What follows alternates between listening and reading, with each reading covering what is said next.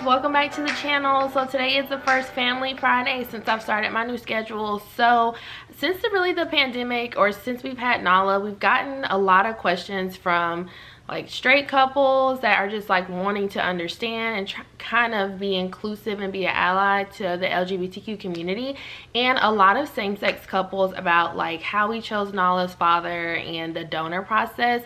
So I talked about it in a previous video when I was pregnant, but I decided to do a separate video about it just so that this is just the main focus. So what we did was, we actually, when we started the process, we knew we'd have to use a sperm bank. There was an option to like find somebody, which people do. If you know somebody, you know, you can use their sperm or whatever. If you meet somebody, I think there's like some websites for people locally if you want to meet up with them. We did talk to a friend about him being the donor, but there just wasn't, there was too many legalities involved, because they would want rights to the child, and ultimately Olivia and I are Nala's parents, but they could also have a say legally, and the thing of child support, and if they want custody of the child or 50-50, they could. And it's just a little bit different when you go through a sperm bank. Now, I don't know about using a friend. We did not speak to an attorney about that, but there could be. If you get an attorney, you probably can get some things in writing. But we just knew, like, we were open to being inclusive of like that person coming over for holidays, birthdays, like just being super inclusive. But we just didn't feel it was the right decision for us. So we did not go with using a friend. I personally wouldn't recommend that, because that's just also more money. So on top of like you paying for the sperm, paying for shipping, you then have to hire an attorney if you know somebody. You then have to hire on top of, because from what I read, you still have to pay that person some type of fee for using their sperm. So it's just kind of weird too. Like, we didn't want to like call up and be like, okay, today's the day, like come over and, you know, in a cup. You know, that whole scenario for us didn't work.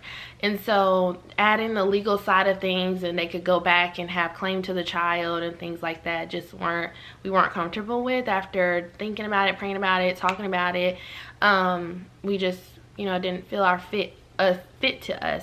So when you go through a sperm bank, there's a whole bunch of documents that basically the donor doesn't have rights to the child. They're just providing sperm, and that's kind of it. Now, there is a difference between a open and a non-open sperm donor. Nala's father is an open donor, so that means at the time that she turns 18, that we can contact the sperm bank and we can try and make contact with her father if he's still alive. We've gotten the question. We are super open to it, and I would never deny her the right. I personally would love to see how he looks. Obviously, it'll be at this point almost in 16 years, but I would just love to meet him and thank him for our greatest blessing and just like get to know him, honestly. But if that's not something she wants to do, we're not going to pressure her to do it. If she does, we support her decision and we have no issue with it. We also really honor and respect him and our family. So for Father's Day, we never want her to feel like he's just this like mystical person in her life and that she doesn't have a father, because she does. We call him Papa, and I'm not going to say his name because I don't know if he's still on the website. I don't think he is, but I'm just not going to say his name, but we call him Poppy so-and-so. And so for Father's Day, anything like that, any father event, we make sure that we honor and that we, you know, say his name, so that way she knows. And we say it like around the house, or if a TV show is on, then we would say like, oh, Poppy so-and-so. That way she just gets comfortable, because we don't want her to feel like all the other kids have a father and she doesn't, because he does. He's just out there. You just are growing up with two moms. And as she gets older, when she's able to understand at the youngest age that we can, we're going to start explaining, you know, why she's growing up with two mommies, why she has two moms, and where is her father and his name and things like that. So we are going to be really open and transparent with her. Her pediatrician has said like she'll start saying dada, which really recently she has. I don't know if it's because of the other kids at school, their dads come and pick them up, but we don't shy away from the word or his name at all. super open, super transparent is how our family runs. And so what we did was, we knew nothing about a sperm bank, so we looked at a different few. We were going to use California Sperm Bank, but their sperm was honestly way more expensive, and so our doctor had told us about Seattle Sperm Bank, so we went on there. And as I explained in a previous video, CMV, I don't know the medical term. If I find it, I'll put it down below. But basically, you're either CMV negative or CMV positive. I believe I was CMV negative, which makes it harder to find donors because there's a ton. And like, CMV is not a like a STD or anything like that. It's just like something that you either like encounter in life or you don't.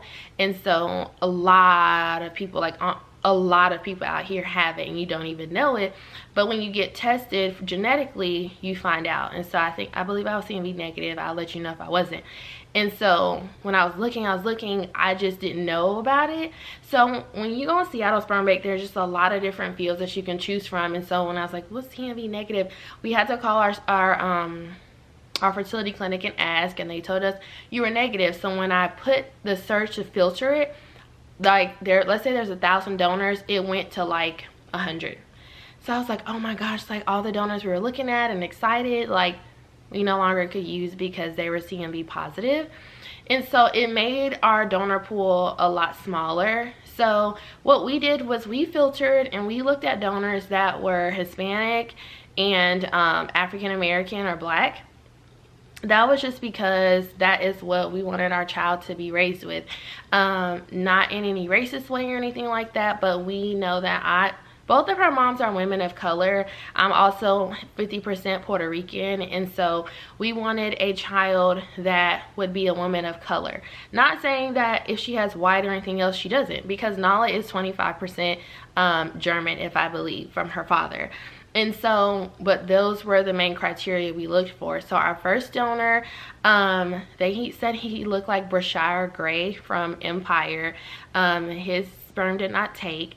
We used another guy, I don't remember who they said he looked like, but he was Hispanic. And then that didn't take, and then we found Nala's father. The first two I picked, the last donor, which is Nala's father, Olivia picked, and his stuck, and we have Nala. And so he is El Salvadorian and German, and I am Black and Puerto Rican. So that is a whirlwind of mixture in Nala. But we did not go based off of like, we want our donors. We weren't going into it of the mindset like, okay, my donor, the donor plus my genes, like that's gonna make Nala look like us. Nala looks like, from all my family, my mom, she is like my literal twin. She's just lighter than myself. But I honestly didn't even know what she was gonna look like. I'll post a picture of what she looked like from her 3D ultrasound, and I just did not expect her to look like what she did when she even came out, let alone now. My dad's side of genes are really strong, so she looks just like myself and my father. But we didn't go into it with the mindset of like, we want her to have a darker complexion or a lighter complexion. We just were like, we don't know how genetics work, because I've seen people that I've seen the mom and dad, and I'm like, oh, I wonder what your baby will look like, and the baby comes out and looks nothing like either one of them, or like more of one or the other. So we just wanted her to be a woman of color, and that was it. So I just encourage you, it is a lot harder to find donors that are African American and sometimes Hispanic, depending on if you're CMV negative or positive. But if you don't find what you're looking for, just keep looking and take your time. If like, we also focus on like our biggest thing, like we just looked, that was our first thing we searched for. I've CMV negative, the donor had to be negative as well, because you can't mix, they can't be positive and you be negative. So they had to be a CMV negative, and then we looked for either them to be Black or Hispanic. Next, once we looked at donors, we found one. The biggest thing, this is what we based our donor off of. They provide like as much information as possible. So like their eye color, mom, dad, like an extensive like family history. So mom, dad, aunts, uncles, siblings, grandparents, great grandparents, they just do this extensive background on their health. And so we combed through and was looking, and they do stuff from like STDs to blood pressure, cholesterol, alcoholism, drugs, addiction. Like they go so in depth. and that's what we looked at. We wanted to make sure, I think that her father is like his great grandmother has like one thing, and it's not anything major on her, for her, that's it. Everybody else had a clean bill of health, and so that's why we chose him. On top of his ethnicities were great, so we're like, okay, match with mine. She's still black, she's mostly Hispanic. She's 50% Hispanic because of the Puerto Rican and El Salvadorian, and then she's 25 black and then 25 German. And so the biggest thing for us was the health, because we saw donors that like had, everybody had blood pressure, cancers, addictions, like, I mean, it just, some of their profiles were so unhealthy, and so that's why we chose her dad, because he had a clean bill of health, and so did his family. Now, I don't know what they base that off of, whether that's a questionnaire or they actually do like blood work. I don't really know the answer to that, but from what we were provided, it was a super clean bill of health, and so that's what we focused on, because I know what's on my side, so I wanted to make sure from his side how that was going to mix, because if we both have, you know, high chances of cancers or cholesterol or blood pressure, then I want to try and counteract that as much as possible. And so that's what we focused on. So my biggest advice that I've given people that I've spoken to is focus on health, because we are still learning. Like, we don't know anything about El Salvadorian culture or German culture. All I know is black and Puerto Rican, and so does Olivia. So we're having to learn those other two cultures, but I'd rather learn those cultures and incorporate that in our lives for her, versus her just having a bunch of health issues because we chose poorly. And it was extensive. We just combed through, like, if there was 5 of them, we went through like all of their reports, and it just tells us, like, does they have freckles, or what kind of hair, or who they kind of look like, and their voice. And some of them provide like voice recordings. I think we have one from her father, so we have kept all of his stuff and will share it with her. We also have 2 of his baby pictures, which I will not show, but we are going to give those to her and let her see him. As soon as she's able to comprehend it, which will be soon, we will start showing those to her, and we put those on like Father's Day things that we make and things like that, because hopefully one day if we meet him, if he wants them, we're gonna have Father's Day things for him and other things that we can give him to say thank you. And so health is super important for us. It was not about looks, because honestly, it's super hard when people are like, oh, I want our child to look like us, because we're 2 women. And honestly, like, and Olivia and I are very candid about this with each other and about people we meet, she's not gonna look 100% like Olivia, or even 50%, because she's not Olivia's biologically. A lot of people, when they see her, they say, oh my gosh, she is your twin, but she has so many mannerisms and acts just like Olivia. It is crazy. Like, Olivia jokes and be like, she's mine biologically in another life, because she has so much of Olivia's ways. It's crazy, their bond. And at some point, sometimes she looks like Olivia sometimes. Like, it's really scary, but she's never gonna look like both of us. And I did not expect Nala to come out the complexion that she did. I actually thought she was going to be a little bit darker. She is naturally very light, and then in the summer she kind of tans. So I'll post a picture of like her winter color here, and then this is her summer color. So she tans. So in the summer she's a little bit darker, so she looks a little, not as dark as myself, but she does look darker. But I don't care about her complexion. I just see her, like, she's just our everything. So I wouldn't focus on like looking like you and your partner, because that's just never really gonna be. Like I said, when we saw her 4D ultrasound, I was like, oh my gosh, what is my baby gonna look like? Like, I don't know. Like, honestly, I'm not gonna even cat with you guys, I didn't think she was that cute in the womb. I was like, she looks kind of like weird. Like, I don't know how she's gonna come out. And when she came out, she looked nothing like her 3D ultrasound, and I was just in awe. But I will say that a lot of things just depend when you give birth.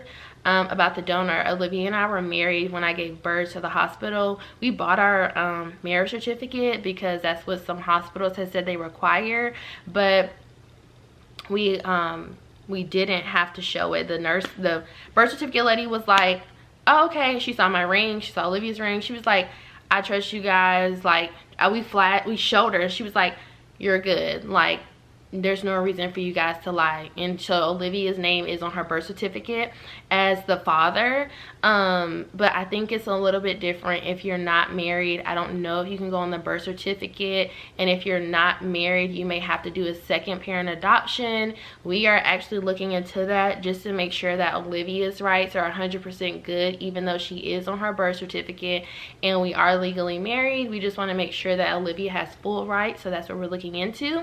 I'm hoping we don't have to do that because we have to get an attorney. But we did speak with an attorney after the fact when I was pregnant, just to make sure and ask about adoption and Olivia's rights, just to make sure that she was good.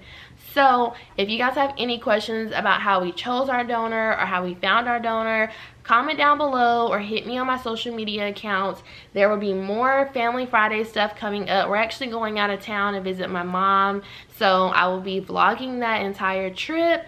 And I'm also gonna do like a how we travel with a toddler, because Nala has never been on a plane before, so I'm really excited to see how she acts. We go on that trip in like less than 2 weeks. So thank you so much for supporting, and I love you guys. See you later. Bye.